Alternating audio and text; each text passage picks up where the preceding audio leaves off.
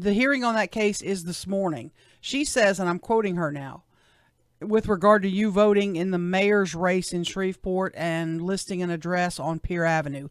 She says, quote, you cannot have a business address for a residence. At this particular time, he's claiming the address he's living in is a business. Your reaction to that? Well, let me say this to you. I was raised up as an undertaker. I lived in the mortuary for approximately 15 years, and I worked at the mortuary. We have living quarters at the mortuary. You can do both. Many people in business have an address at their business and also live there. When's the last time you slept at the mortuary? I slept at the mortuary. Once in a while, I'd go over there. And let me be honest with you. Once in a while, I sleep in a casket.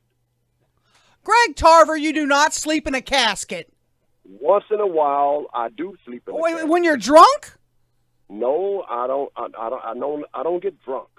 But I do sleep in the casket once in a while. What on earth for? Erin was referring to herself about getting drunk to have to sleep in a casket. Wait a minute. Wait, you took this up. Why are you sleeping in a casket? Because I enjoy it. I've been doing it all my life. Oh, you're a freak now. Now we know you're a freak. Wait. This is a state senator you've got on the phone. No, that's not a freak. No, I just sleep in the casket. Greg, I don't know anyone else that I've ever known in my life that wanted to go sleep in a casket. Let me say this to you. When I worked at the mortuary at noon, once in a while, I slept in a casket. And there's nothing wrong with it. A casket is just as comfortable. No, it's not. A casket is just as comfortable as a bed. See, that was going to be my next question. If, say, for example, you had a choice between a Sleep Number bed and a Greg Tarver casket, which way would you go? I would love a casket. Okay, you're strange now. Now you're strange. No, not strange. I've been an undertaker all my life. A casket is nothing but a bed. When's the last time Greg Tarver slept on anything at Pier Avenue? About 4 years ago, I slept at the mortuary. About 2 months ago, I slept at my office because I'm a workaholic. I work all the time. I work at 1 o'clock in the morning. I work at 2 o'clock in the morning. I get up. I'm a workaholic. Attempting to rein this conversation back in just a little bit, I would imagine, though there have been criticisms of you for maintaining two residences, as it were, the Cross Lake residence, the Pier Avenue business residence, from which you vote in the Shreveport mayoral election and other Shreveport elections. I would assume at some point you checked into the legality of that. You checked with your lawyer. You're a politician. You know most of the rules.